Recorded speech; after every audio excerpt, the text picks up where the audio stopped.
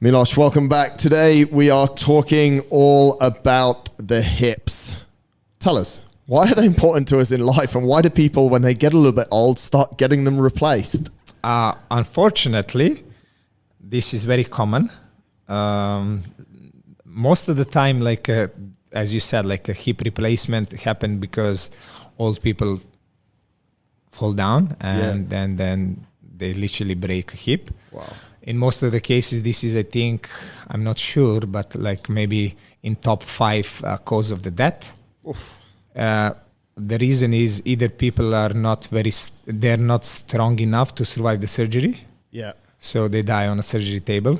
Like a heart cannot handle the pressure of the surgery.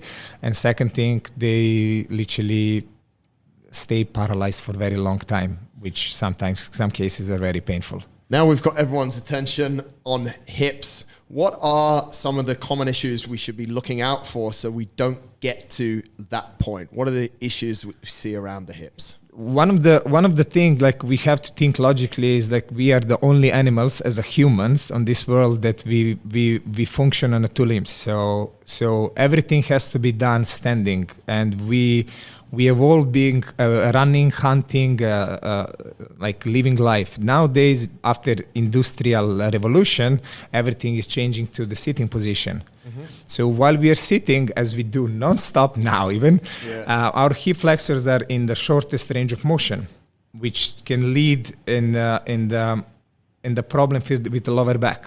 So there is a very 2 crucial muscles all the way inside of our body, which is called the iliacus and psoas. In case if they are very tight and short, they tend to pull our pelvis in the one direction, mm-hmm. and to resist that pull, our QL is pulling on other side. Most of the time, people get a spasm in the lower back, mm-hmm. without even shooting pain. So there is no damage in the nerve or a disc, but they just get super scared while they are in the spasm and they cannot move for a days. The reason is... Jump in there shortly, mate. A lot of people are getting spasm in their back, not related to a back issue, a vertebrae issue. Actually, it's related to something on your other side of the body. Exactly.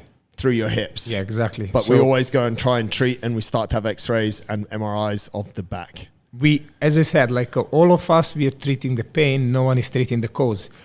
So the cause is, as I said, like nowadays, like as soon as we wake up, first of all, we sleep on a very soft mattresses, which is very wrong at the moment. Comfortable, yes, but like as we sleep on a soft mattresses, our hips are synced in, and our hips are not in a 0 degree. As I said, like we should be having 0 degree in the hips. Second thing, as soon as we stand up, we sit in the car, we drive to the office, we sit in the office. From the office, we drive to the gym, and in the gym, we are expecting ourselves to be fully on in 1 hour.